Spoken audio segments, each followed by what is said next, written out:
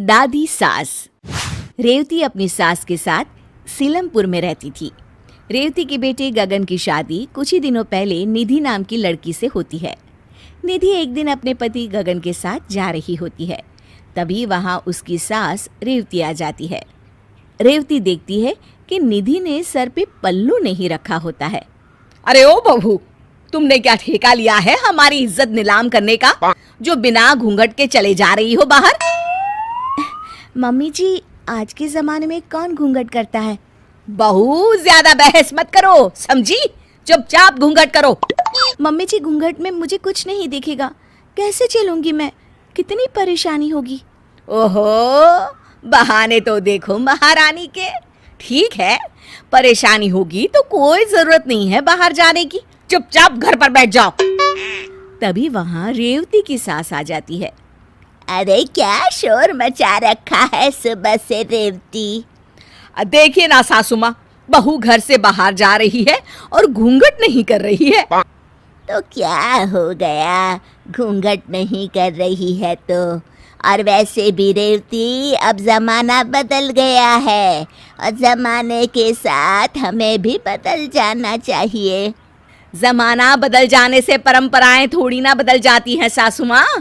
मैं जब आई थी, मैं भी तो हर वक्त घूंघट में रहती थी ना। हाँ, वो तो मैं भी रहती थी अपनी सास के आगे घूंघट में। तुम तो बस कहीं बाहर जाते हुए घूंघट करती थी। मैं तो खाना बनाते हुए भी घूंघट में ही रहती थी।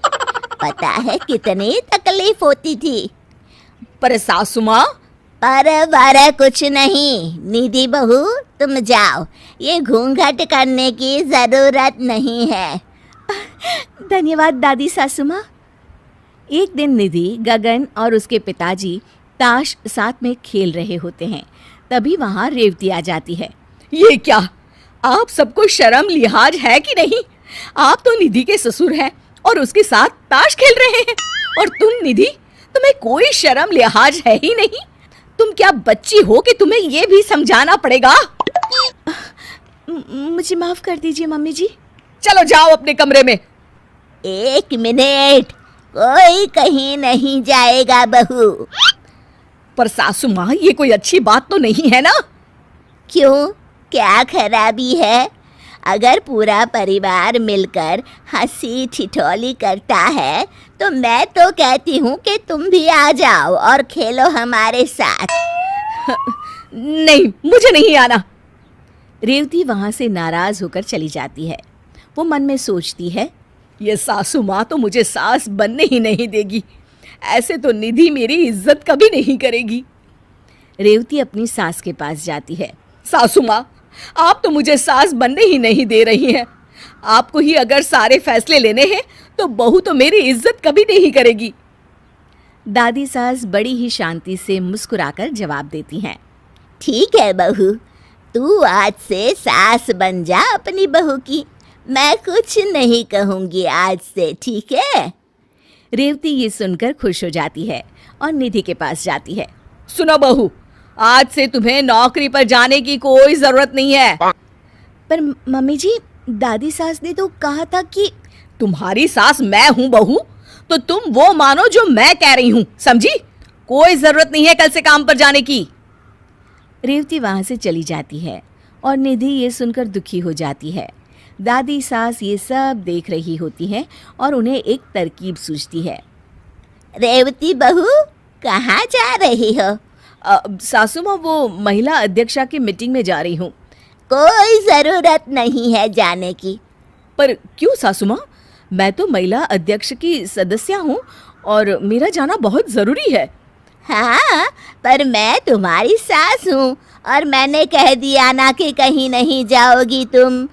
नाम हटवा लो महिला अध्यक्षा से अपना। हाँ, ये सासू माँ को क्या हो गया है? आज तक इन्होंने मुझसे कभी इस तरह से बात नहीं की। दादी सास वहाँ से चली जाती हैं और रेवती भी उदास होकर अपने कमरे में चली जाती है। शाम को रेवती और निधि खाना पका रही होती है। तभी क्या बन रहा है आज खाने में? सासू माँ, आज हम दाल चावल बना रहे हैं। बस दाल चावल? आज दाल चावल नहीं पकेंगे, आज तुम घिया के कोफ्ते और साथ में भिंडी की सब्जी और गरम गरम रोटी बनाओ। अरे लेकिन सासू माँ, दाल तो मैंने चढ़ा दी है। तो दाल वापस उतारी भी तो जा सकती है ना बहू। हमारे यहाँ किसी चीज की कमी है क्या जो सिर्फ दाल चावल बन रहे हैं? तुम भी ना रेवती काम चोर हो गई हो बिल्कुल। सासू माँ, आपने मुझे कामचोर बोला? रेवती के आंख में आंसू आ जाते हैं। हाँ बोला कामचोर, तो इसमें झूठ क्या बोला? लो अब आंसू बहाकर पति से शिकायत करेंगी महारानी। रेवती रोते हुए अपने कमरे में चली जाती है। सुनिए जी, आप सासू माँ से बात कीजिए, पता नहीं उन्हें क्या हो गया है। मेरी बहू के सामने मेरी आज उन्होंने इतनी बेइज्जती की है, क्या बताओ। तभी वहां दादी सास आ जाती हैं और मुस्कुराकर फिर नाटक करने लग जाती हैं। लो और सुनो, देखा सच कहा था ना मैंने कि मेरे बेटे से शिकायत करने जाएगी।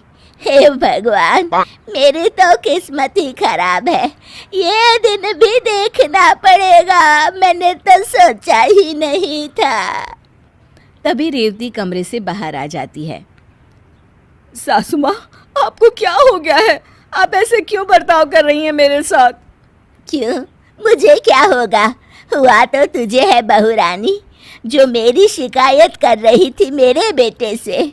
ऐसी उम्मीद ना थी तुझसे। हाँ सासू माँ, मैं शिकायत नहीं कर रही थी, पर आप ऐसे बर्ताव कर रही है तो। अरे तेरी ही बातों पर अमल कर रही हूँ बहू। मेरी बातों पर? मैंने क्या कहा था आपको?